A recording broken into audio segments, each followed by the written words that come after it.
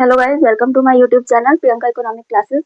मैं आपको 11th class की इकोनॉमिक्स पढ़ाने जा रही हूँ, जिसमें हम part B introductory micro economics cover करेंगे। मैं आपको सीक्वेंस में सारे टॉपिक्स पढ़ाती जाऊंगी। उसके बाद भी अगर कोई टॉपिक या कोई सब टॉपिक उसके अंदर छूट जाता है या रह जाता है, क्योंकि इकोनॉमिक्स बहुत वास्ट है, तो आप मुझे कमेंट सेक्शन में लिखकर बता दीजिएगा। नेक्स्ट क्लास में हम वो भी कवर कर लेंगे। ठीक है, so I hope you will enjoy this session. Let's begin. ये पार्ट माइक्रो इकोनॉमिक्स पर बेस्ड है, तो हम इकोनॉमी की टर्म से ही स्टार्ट करेंगे। First and the foremost question जो एग्जाम में उठकर आता है, what is an economy.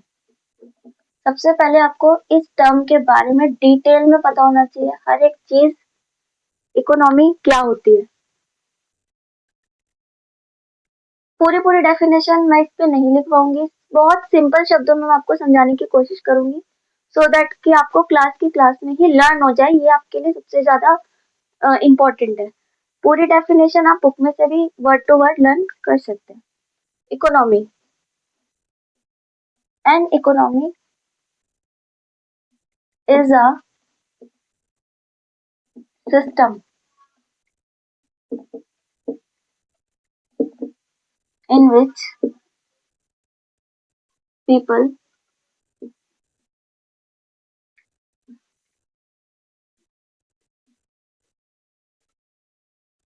earn their living by engaging in activities like production, consumption,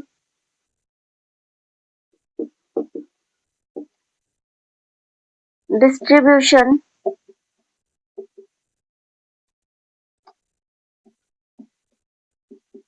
exchange of goods, and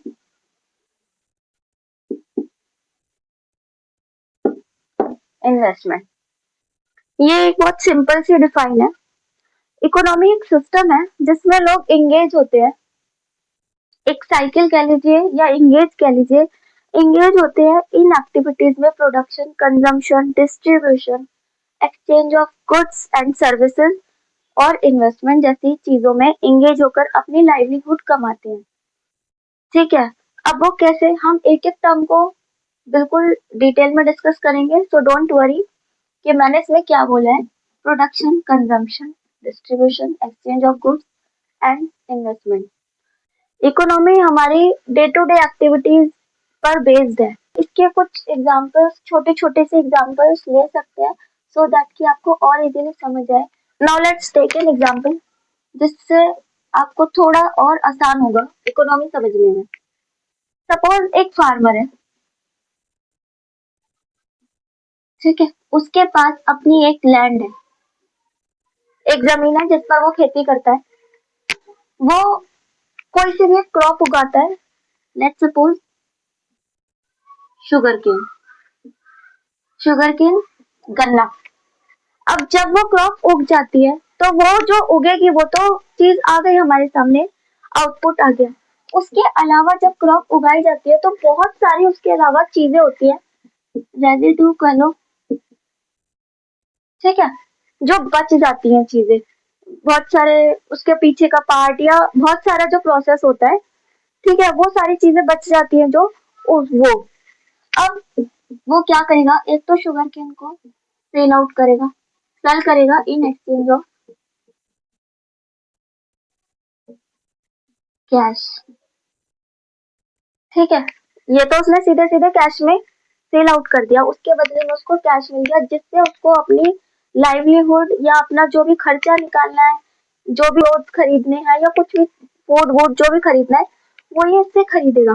बाकी जो बचता है उसका रेजिड्यू, अब वो क्या करेगा, किसी और फर्दर कोई एक बंदा है सामने, उसको ये सारी चीजें चाहिए उसकी बची हुई, वो उसका यूज करना चाहता है, तो वो उससे एक्सचेंज कर लेगा। एक्सचेंज, ठीक है, exchange with some other goods और सर्विसेज। सामने एक बंदा है, उसको उसका रेजिड्यू चाहिए अपने पर्पज से। जो फार्मर है उसका ये किसी काम का नहीं है, उसको ये बेचकर, और जो फार्मर है उसको उसका कुछ सामान चाहिए, कोई गुड्स चाहिए उससे या कोई सर्विस चाहिए, तो वो अपना ये रेजिड्यू देकर उससे वो सामान ले लेगा जिसकी उसको जरूरत होगी, फार्मर को भी और सामने वाले बंदे को भी, थर्ड पर्सन को। इसी को हम पहले कहते थे बार्टर सिस्टम। आप लोगों ने सुना होगा, in exchange of goods, goods के बदले में गुड्स, एक चीज के बदले में दूसरी चीज, ठीक है।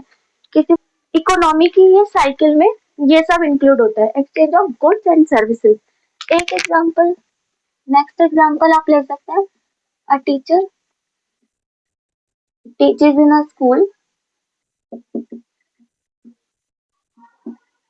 ये एक बहुत शॉर्ट और सिंपल एग्जांपल है। टीचर है, स्कूल में पढ़ाते हैं, तो वो आपको स्किल्स प्रोवाइड कर रहे हैं, वो आपको कुछ फिजिक है, आप स्कूल में पढ़ते हैं, उनसे कॉलेज में पढ़ते हैं, तो आप फीस देकर पढ़ते हैं ना, तो आप उनको एक्सचेंज में कैश पे करते हैं और वो आपको स्किल्स प्रोवाइड करते हैं। So this is the economy. So जो डिफाइन में मैंने लिखा था एक point, exchange of goods and services, ये आपका एग्जाम्पल उससे रिलेटेड और ये आपका कवर हो जाता है यहाँ पर। Let's move forward.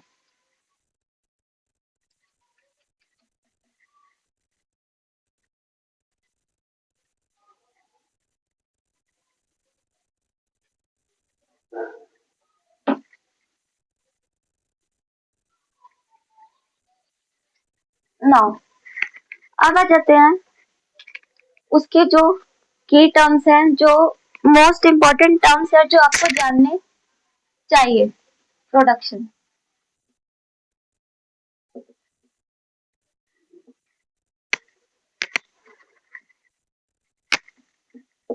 किसी चीज को प्रोड्यूस करना, दैट इज प्रोडक्शन। लेकिन in terms of economics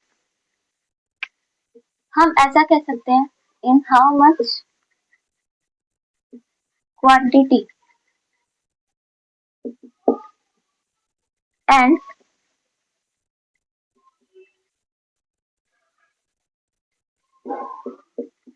what quantity to be produce, कितनी क्वांटिटी में और क्या क्वांटिटी प्रोड्यूस करनी है।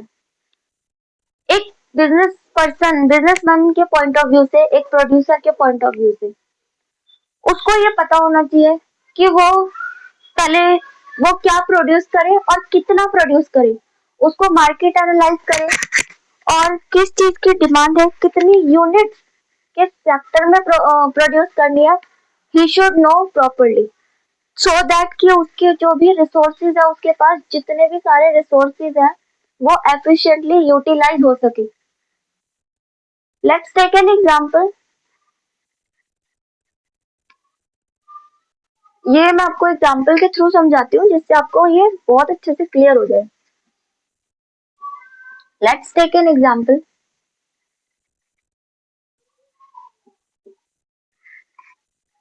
यही लेते हैं, एक फार्मर है, ठीक है। अब उसके पास रिसोर्सेज हैं, उसके पास लैंड है, ये सारे आपके रिसोर्सेज आ जाते हैं। उसके पास क्या क्या चीजें हैं, उसके पास लैंड है, उसके पास इक्विपमेंट्स है, इक्विपमेंट्स होते हैं ना जिससे खेती बाड़ी करी जाती है, ठीक है। उसके पास बुलक कार्ट्स है, बैल, बुलक कार्ट्स और ट्रैक्टर। अब एक फार्मर है, उसके पास ये सारे रिसोर्सेज हैं। अब ये रिसोर्सेज उसके पास लिमिटेड होंगे, ठीक है। लैंड लिमिटेड होगी, लिमिटेड एकड़ में होगी उसकी लैंड, उसके पास जो टूल्स हैं वो भी लिमिटेड होंगे, सारी चीजें उसके पास लिमिटेड होंगी। तो उसको ये डिसाइड करना है मार्केट एनालाइज करके, कि देखना है कि वेदर टू प्रोड्यूस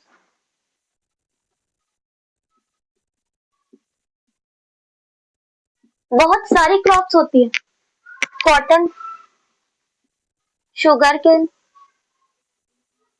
वीट, राई, उसको किस चीज की पैदावार करनी है जो सीजन के हिसाब से हो, जिसकी डिमांड आ रही हो लोगों के सामने से, कंज्यूमर से, तो उसको ये सारी चीजें देखते हुए जब प्रोडक्शन करनी होगी, सो दैट कि जो उसके पास ये लिमिटेड रिसोर्सेज है वो सही जगह पर और सही अमाउंट में यूटिलाइज हो, जिससे उसको बेनिफिट मिल सके और अच्छा प्रॉफिट मिल सके. सो this is all about production.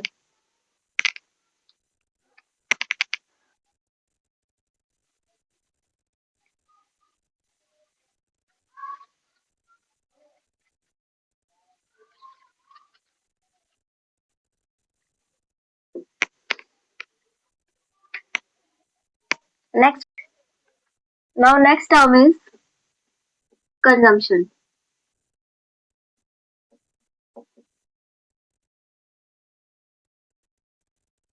In general terms इसका मतलब होता है चीजों को कंज्यूम करना, लेकिन आप इकोनॉमिक्स के टर्म्स में कैसे लिखेंगे?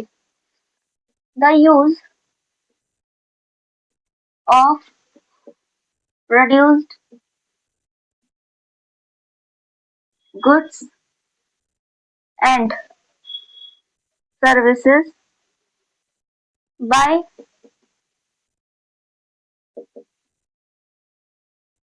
individuals and households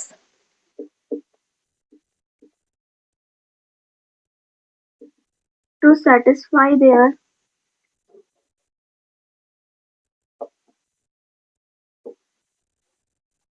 wants and needs. जो चीजें मार्केट में प्रोड्यूस हो रही है, जो गुड्स, जो सर्विसेज हमें मिल रही हैं, उसमें से इंडिविजुअल्स को, हाउस होल्ड्स को, या जो भी खरीद रहा है, जो भी चीजों को कंज्यूम कर रहा है, अपनी वांट्स और नीड्स के हिसाब से मार्केट से परचेज करना.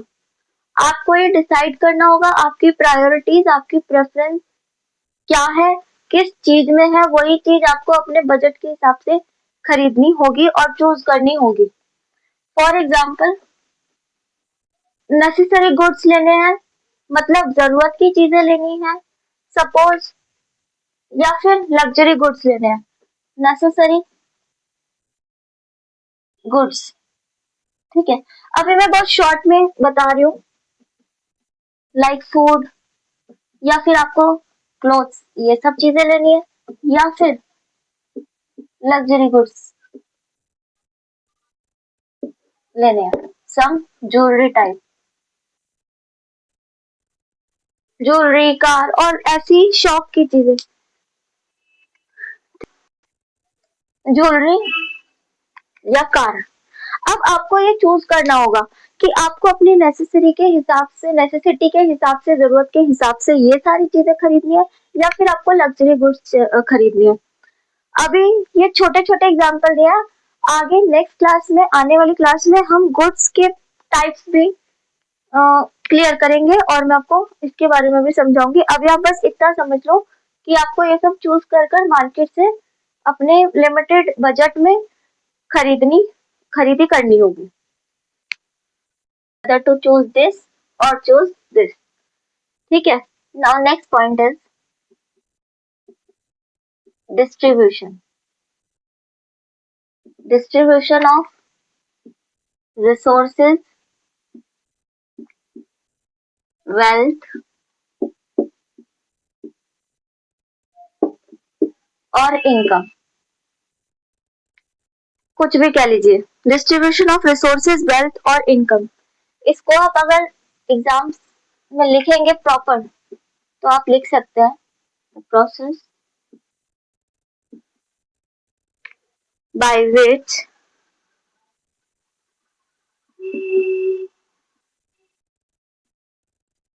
income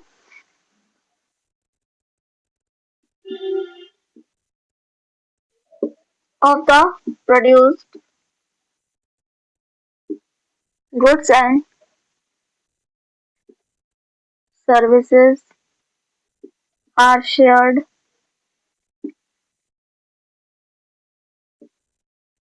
among the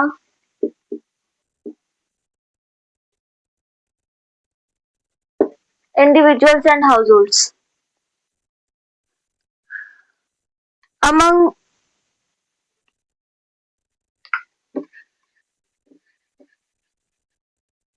इसकी जगह ये बेटर होगा among different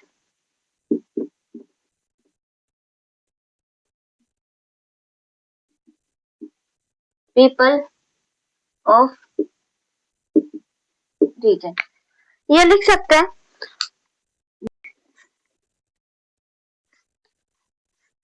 distribution of resources. This is the third point.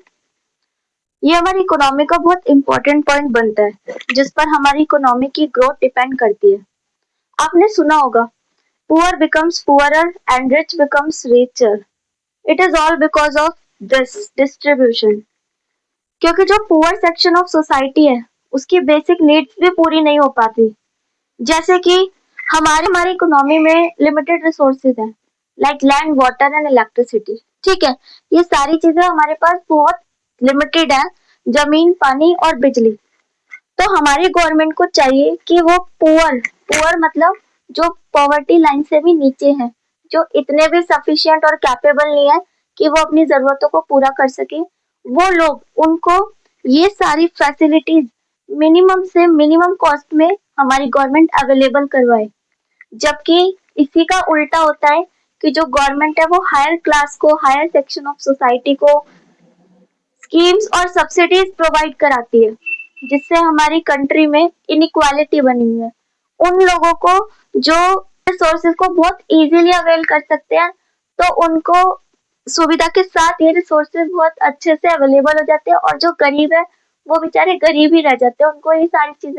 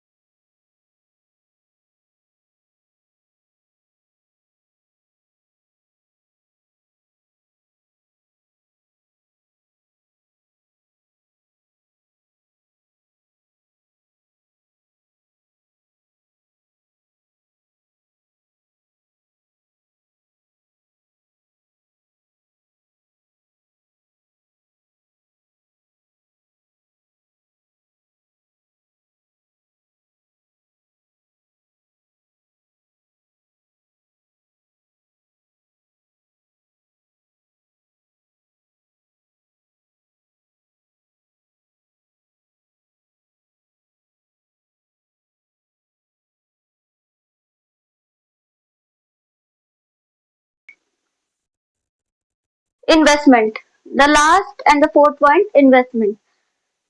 Investment का क्या मतलब होता है?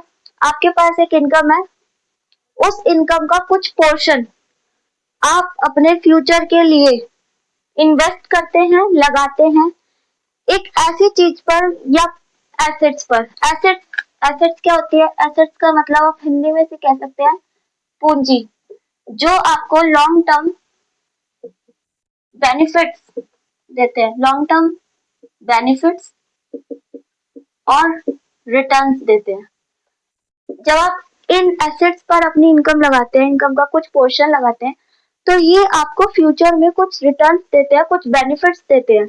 ठीक है, तो अपने मनी की, अपने इनकम के ऐसे पोर्शन को एसेट्स पर लगाना फ्यूचर रिटर्न्स की एक्सपेक्टेशंस के साथ, जो आपकी ग्रोथ में बहुत ज्यादा हेल्प करती है, that is called investment.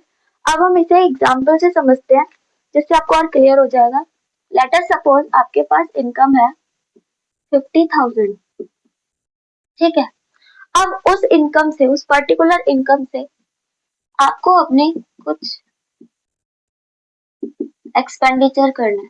Expenditure, आपका मंथली कुछ खर्चे होंगे जो आपको पूरे करने होंगे, आपको अपने बच्चों के खर्चे पूरे करने होंगे, स्कूल फीस एक्सेट्रा, बहुत सारी चीजें जो आपको फुलफिल करनी है. तो इसमें से सपोज आपको एक्सपेंडिचर करना है, आपको खर्चा करना है, तो ये आपका कुछ मान लेते हैं कि